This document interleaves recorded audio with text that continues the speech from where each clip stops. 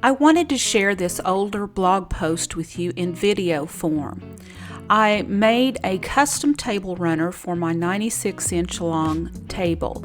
We have a very large dining room, and I was finally able to leave my dining room table out with all the leaves in it. But there were no table runners that would fit. They all looked puny and silly in the middle of it. I used some decor items that were navy and cream from our old house, and one day I found this fabric and I knew it was the perfect fabric to make a table runner from. This view of the fabric is looking across from side to side. I wanted to use the medallions going the long way, but did not want to waste the fabric that would be left over if I bought the length I needed. My table with the leaves is 96 inches long. So I decided to cut out the medallions and use another fabric in between. When purchasing the fabric, I laid it out so that I would capture the portion where there were 4 full medallions, which ironically was exactly 1 yard. Notice the little 4-point floral motif just in front of the tip of my scissors.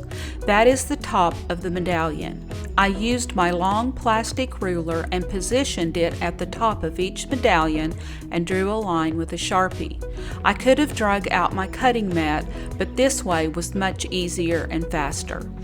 Once I had drawn a line at the top and bottom of the medallions, I simply cut along the line. Please note that the fabric is not doubled at this point. Here is the strip of medallions. Now I had to cut them apart. So I found the center between each and again used my ruler and a Sharpie to draw a line and cut them out.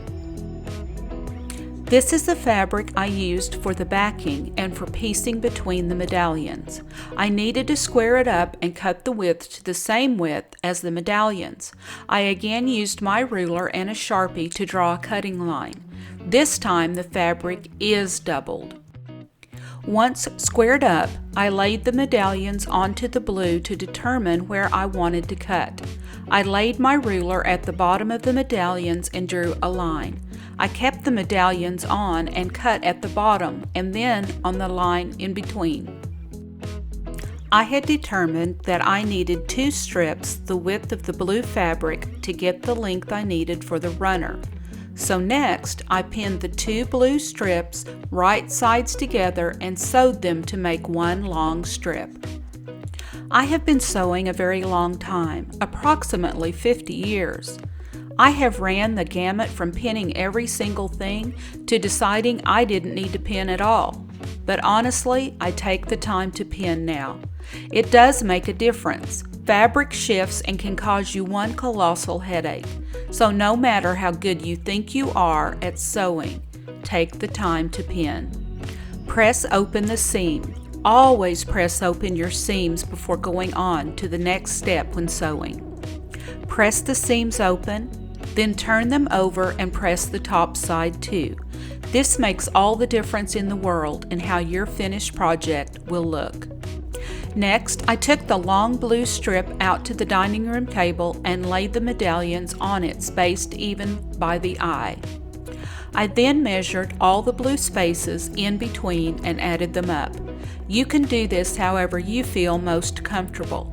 You can put all the medallions end to end and measure the blue left over. Measure all the in-betweens and total them, or do what I did. I did a running total while I measured. In the pic, you see I am at 18 inches to 24 3/4. Then I picked up the tape and started measuring the next blue strip at 24 3/4. When I measured the last blue piece, that was my total, which was 28. This fabric was heavy decorating fabric and had deep selvages. I measured in 5/8 inch to where my seam would be so I would know how much selvage to cut off. I didn't want to cut the entire selvage off and lose the extra fabric, but I also knew that if I sewed 5/8 inches from the edge, you would see some of the selvage in the finished product. My blue measurement totaled 28 inches. There were 5 spaces, 3 in between medallions and 2 at the end. I divided the total by 5, and that came to 5 pieces at 5 inches. That left 3 inches left over. I divided that into 2 and added the total onto the ends. So, I wanted 3 pieces that were 5 inches each and 2 that were 6.5 inches each. But now I had to add on the seam allowance. I was using a 5/8 inch seam allowance. There was to be a seam on each side, so I doubled the 5/8 inch to get 1.5 inches and added that onto my measurement. I needed to cut 3 pieces that were 6.5 inches long and 2 pieces 8 inches long, the width of the medallions. I again used my ruler and Sharpie to measure and mark where I wanted to cut, and then I cut out each strip. The medallions were not the same on their top as they were on their bottom. I decided that I wanted to arrange them pointing towards the center of the table. So the 2 on one end were turned one way and the 2 on the other end turned the other way. You do not have to do this. The OCD in me determined I needed to do this, but once done, I don't think anyone at all would have noticed. I then pinned it all together, each piece to each piece, so I could save time and sew them all together at once. If you are newer to sewing, you may feel more comfortable pinning and sewing 1 or 2 pieces at a time. I just felt while I had it all laid out on the table, I would pin this puzzle together, so I didn't get it all discombobulated later. I even pinned the ends to the back strip. And then I sewed them all together. It made a huge loop of sorts with all the pieces, including the ends, sewn together. And then I pressed each and every seam back first and then front. Now I knew my back piece was a bit longer than the top, which is fine, and I will show you why in a bit. But I did want them centered on each other, so I found the center seam of the long back strip and the center of the top, and with right sides together, I pinned them to sew them together. I then, working from the center out, pinned both sides of the runner together. Here you can see the end and how the seam rides on the top rather than on the end. That is okay. But very important, once you have completely pinned the runner together, turn it over and look at the other side. You may see that the bottom fabric is not perfectly smooth after being pinned. Smooth and adjust a few pins so that both sides lay completely smooth. If you had sewn it together without checking the back, it would have been wonky and it would have either twisted on the table or not laid smooth. Then sew the 2 sides. Leave a gap in one side so you can turn the fabric.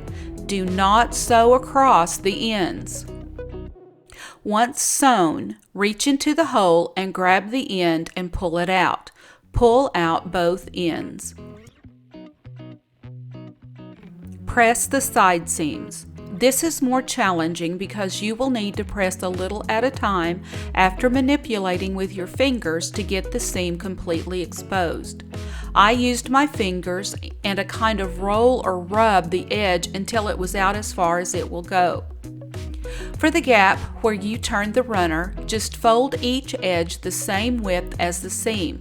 Once you have finished pressing, you can sew this gap closed by hand or do what I did, which was use a heavy pressable seam tape to close the gap. If this had been a garment that would have been washed and worn repeatedly, I would have hand sewn the gap closed, but laying on the table, the seam tape will be more than fine. In this photo, you see where my end seam came to. This makes the end very clean and tidy. Then I took the edge of the trim I was using and turned under just about 1/2 inch and pinned to the runner covering the seam. I pinned the trim along the edge until I came to the other side. It was then that I cut my trim just 1/2 inch longer than needed and immediately turned under and pinned. Trim like this comes unwoven quickly and almost immediately, so I did not cut the width I needed until I was ready to turn that in under. I also wanted the measurement just right, and with trim, sometimes the best way to get that exact measurement is by pinning it to the project. I then sewed the trim onto the runner. This was a wide strip, so I sewed it at the top of the trim and at the bottom. I backstitched on each end to prevent my stitching from raveling. I actually always backstitch every time I sew a seam. Here is my naked dining room table before, and here it is with the table runner. One thing to keep in mind when making a table runner is where the ends will be and where the trim will be. I knew I did not want the ends with the trim stopping right at the point where someone will sit with their plate. The bumpy trim would not allow their plate or charger to sit level. They would then have to push the runner out of the way.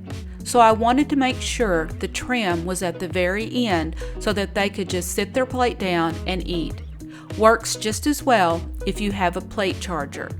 No need to move the runner. With the solid blue on the back, if I ever wanted to turn it over and use the solid blue side, I could. I probably won't, but I could. I hope you enjoyed this. Happy creating! Click subscribe and tap the bell. You never know what's coming next.